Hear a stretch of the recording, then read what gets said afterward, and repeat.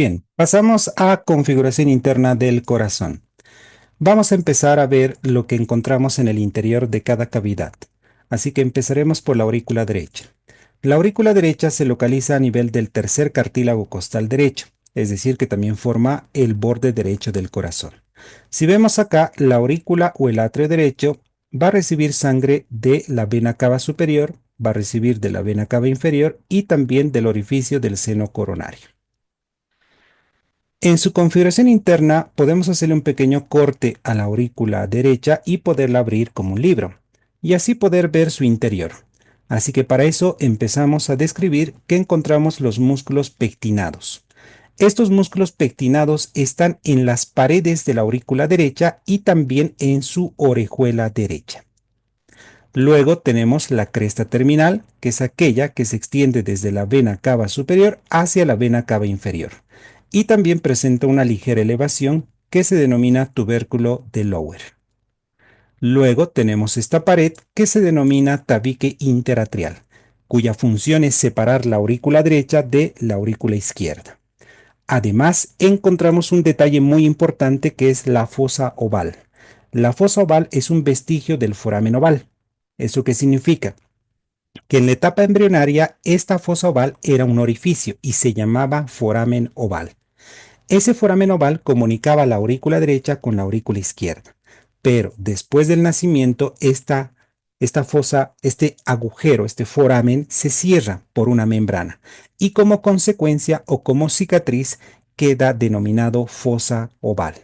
Y esa fosa oval es como un segmento que va a separar completamente la aurícula derecha de la aurícula izquierda.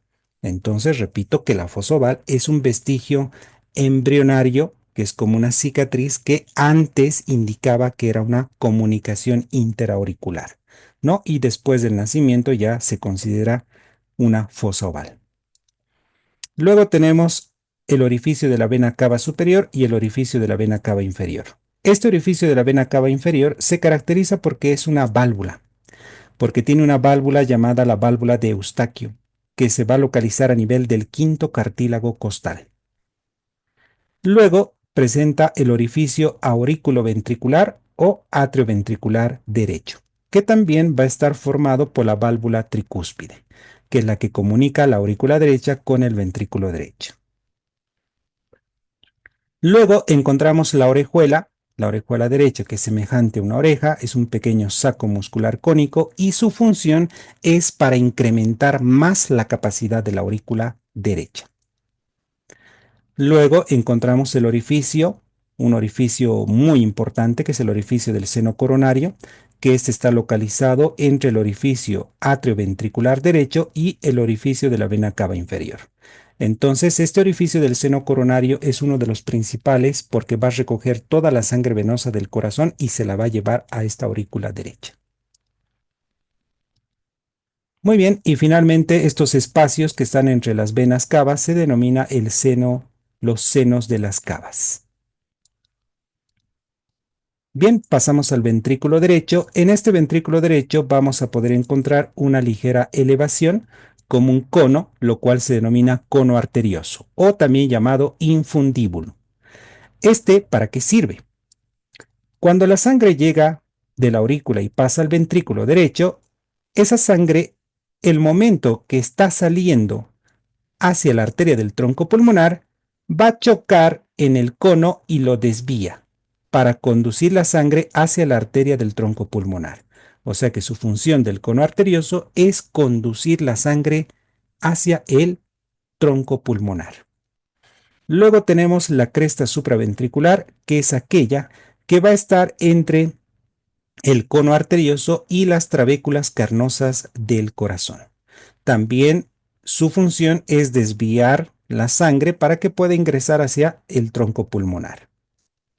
Y finalmente tenemos las trabéculas carnosas.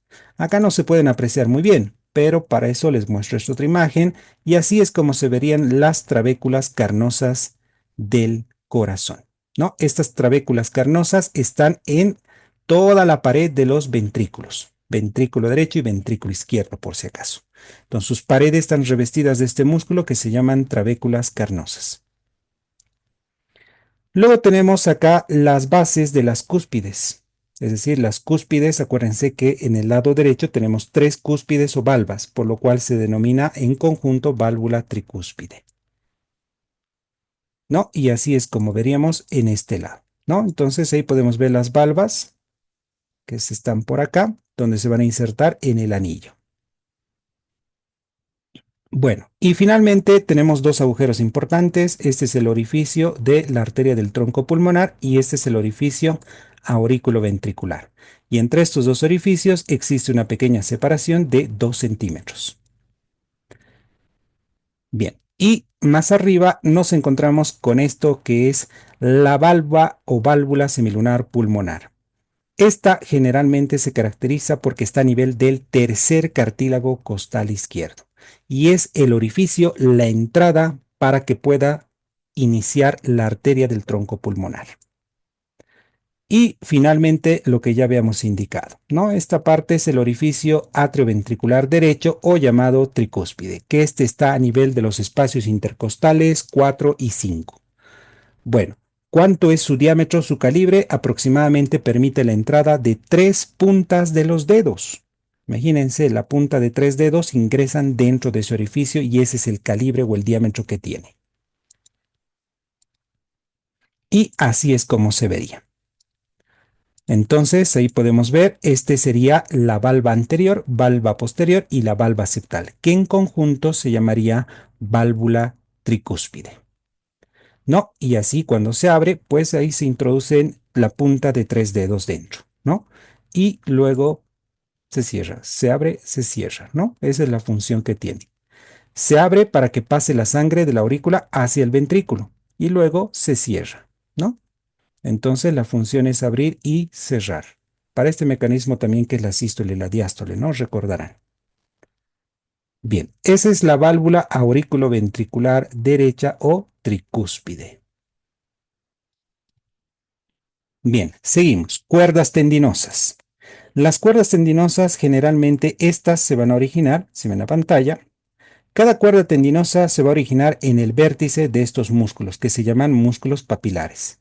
Entonces, toda cuerda tendinosa, repito, se origina en el vértice del músculo papilar y termina en las valvas o en las cúspides, ¿no? Y así es como se vería. Su función de estas cuerdas tendinosas, si ven en la pantalla, es tensionar, ¿sí? Al tensionar se cierra la válvula, ¿no? Se abre, es porque se relaja el músculo papilar y las cuerdas tendinosas están relajadas. Pero si se contrae el músculo papilar y se contrae o se tensa las cuerdas tendinosas, automáticamente se cierra la válvula, ¿no? Es decir, como un paracaídas. Y bueno, las cúspides generalmente bloquean el reflujo de la sangre, es decir, un flujo de sangre retrógrado. Eso significa que la sangre que está en el ventrículo no puede volver a la aurícula, ¿sí? Entonces la sangre solo tiene que pasar de la aurícula derecha hacia el ventrículo derecho y no puede pasar en sentido retrógrado. ¿Quién impide? Las válvulas, ¿sí? Las cúspides o en este caso la válvula tricúspide impide el retorno de la sangre. Esa es su función. Y finalmente tenemos los músculos papilares. Si tenemos tres valvas o cúspides, por lo que se llama tricuspidio, entonces tenemos también tres músculos papilares. Aquí podemos ver el músculo papilar anterior, que es considerado el más grande del grupo. Este se origina en la pared anterior del ventrículo y sus cuerdas tendinosas se unen a la cúspide anterior y cúspide posterior. Luego tenemos al músculo papilar posterior, que está por detrás. Este músculo papilar posterior es el más pequeño y se va a originar en la pared inferior, y sus cuerdas tendinosas se unen a la cúspide posterior y hacia la cúspide septal. Y luego tenemos el músculo papilar septal. Este músculo papilar septal, que está en el tabique interventricular, ahí es donde se origina, sus cuerdas tendinosas van a insertarse en las cúspides anteriores y cúspides septales. Y así serían los tres músculos papilares, pero considerado el más grande, el músculo papilar anterior. Bien, tabique interventricular. Ahí tenemos el tabique interventricular. Este tabique es el que va a separar el ventrículo derecho del ventrículo izquierdo. Pero un dato importante, el tabique interventricular se va a dividir en dos porciones. Una porción membranosa, la porción membranosa está arriba, donde el esqueleto fibroso del corazón, y la porción muscular, que va a estar en todo el tabique interventricular, separando así el ventrículo derecho del ventrículo izquierdo. Se dice que ese tabique interventricular y su porción muscular es 2 a 3 veces más gruesa que del lado derecho. Es decir, que el tabique interventricular es más grueso en el lado izquierdo que en el lado derecho. Y finalmente tenemos a lo más importante, el punto número 10, el último punto y el más importante. Se denomina a este puentecito que vemos acá trabécula septomarginal. Trabécula septomarginal o llamada también banda moderadora. Esta se extiende desde el tabique interventricular hasta la base del músculo papilar anterior. ¿Y qué función tiene? Formar un atajo. Va a formar un atajo para que pase la rama derecha del fascículo atrioventricular, que es parte del sistema de conducción. Entonces, no olvidar la función, es un atajo para que pase la rama derecha del fascículo atrioventricular, parte del sistema de conducción. Bien, pasamos a la aurícula izquierda y la aurícula izquierda simplemente podemos indicar que está formado la mayor parte por la base del corazón. Acuérdense. Si le hacemos un cortecito, vamos a poder encontrar en la parte interna el tabique interatrial o interauricular, ¿no? Que separa la aurícula derecha de la izquierda. Y podemos ver a simple vista podemos indicar de que sus paredes son verdaderamente lisas y que también encontramos una depresión semilunar que se denomina el suelo de la fosa oval. En esta parte y por este lado se llama suelo de la fosa oval. Y luego tenemos un dato muy importante. Como verán, las paredes son totalmente lisas y por lo tanto la aurícula izquierda no tiene músculos pectinados, pero sí tiene músculos pectinados la orejuela izquierda.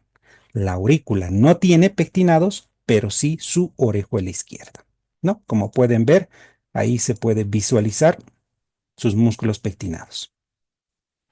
Bien, y finalmente podemos encontrar en la aurícula izquierda las cuatro venas pulmonares, la entrada de las cuatro venas pulmonares. Y estas venas pulmonares son carentes de válvulas, que no tienen válvulas, que regulan la presión.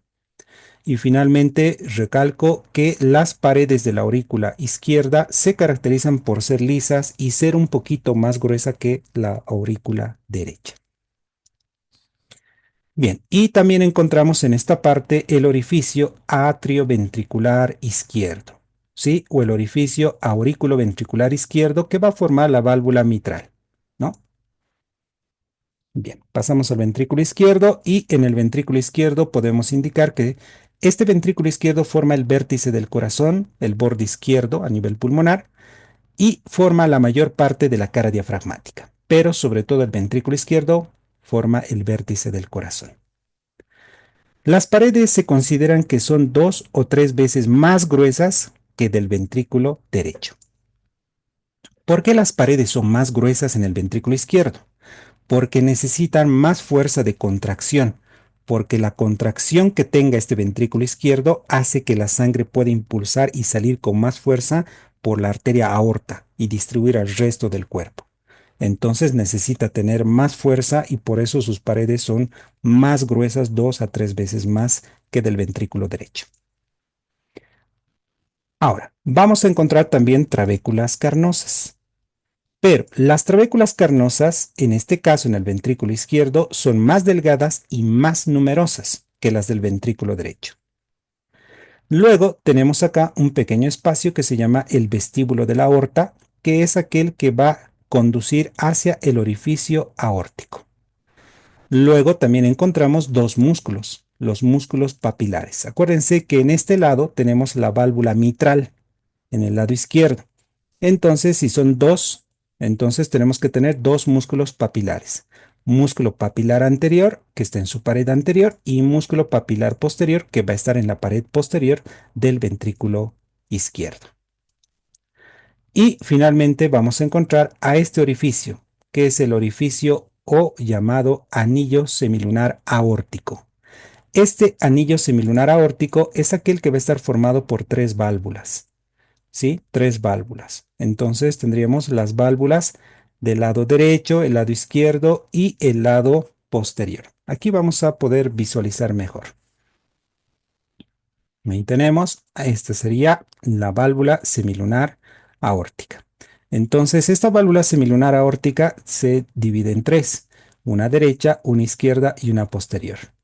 En cambio, que esta otra es la válvula semilunar pulmonar que se divide en derecha, izquierda y anterior. Por lo tanto, ese es un dato para recordar que enseguida vamos a detallar. Así que vamos a detallar un poquito más acerca de esta válvula, que es la válvula mitral. En este lado ya hemos hablado de la válvula tricuspide hace un instante, no sé si recuerdan, y ahora vamos a hablar de la válvula mitral.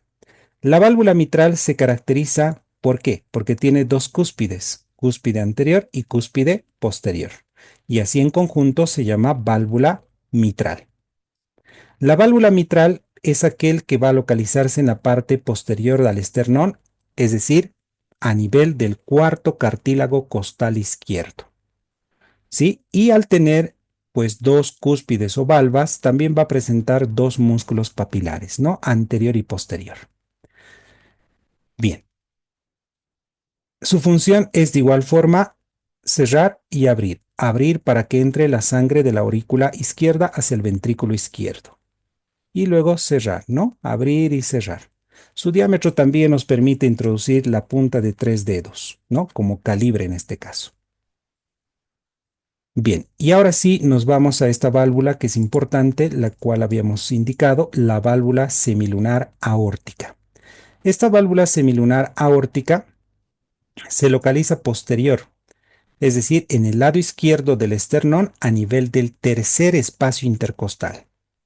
Esta válvula semilunar aórtica está dividida en un derecho, un izquierdo y un posterior.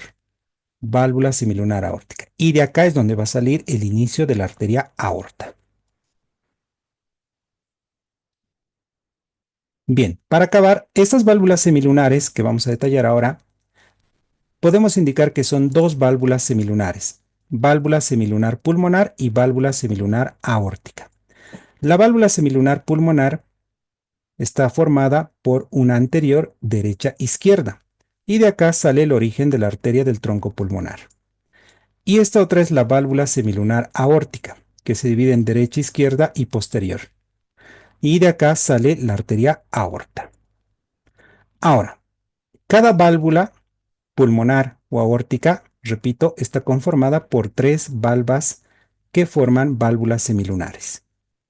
Estas válvulas semilunares no tienen cuerdas tendinosas y, repito, originan a las arterias. La válvula semilunar pulmonar origina la arteria pulmonar y la válvula semilunar aórtica origina a la arteria aorta. Bien, vamos a tomar en cuenta esos dos puntos importantes. El vértice, cuando se engrosa el vértice de cada válvula semilunar, se denomina nódulo. Cuando se engrosa el vértice se llama nódulo. Y cuando se engrosa el borde de cada válvula, cuando se engrosa el borde de cada válvula, se denomina lúnula. Y finalmente, este otro punto que es mucho más importante se llama el seno. ¿Qué es el seno? Estas válvulas semilunares, aórtica y pulmonar, dan origen a las arterias. Cuando inicia la arteria, sea arteria aorta o sea arteria pulmonar, empieza a haber una ligera dilatación y esa dilatación recibe el nombre de seno. Entonces sería el seno del tronco pulmonar y el seno de la arteria aorta ascendente. Entonces, ¿qué es el seno? Repito, cuando sale la arteria, el inicio de la arteria sufre una dilatación y sería seno aórtico. Si se dilata el inicio de la arteria del tronco pulmonar, sería seno de la arteria del tronco pulmonar. Entonces, repito, por encima de estas válvulas semilunares, cuando se dilatan estas arterias, se llaman senos. Seno aórtico y seno de la arteria del tronco pulmonar. Bien, con eso hemos concluido la configuración interna del corazón. Y así es como veríamos en su configuración interna, ¿no? En un corte coronal, poder ver lo que ya habíamos indicado, las cavidades, ¿no? Las aurículas y los ventrículos. Bien, hasta aquí hemos visto configuración interna y estaremos viendo en el siguiente capítulo la parte de paquete vasculonervioso del corazón.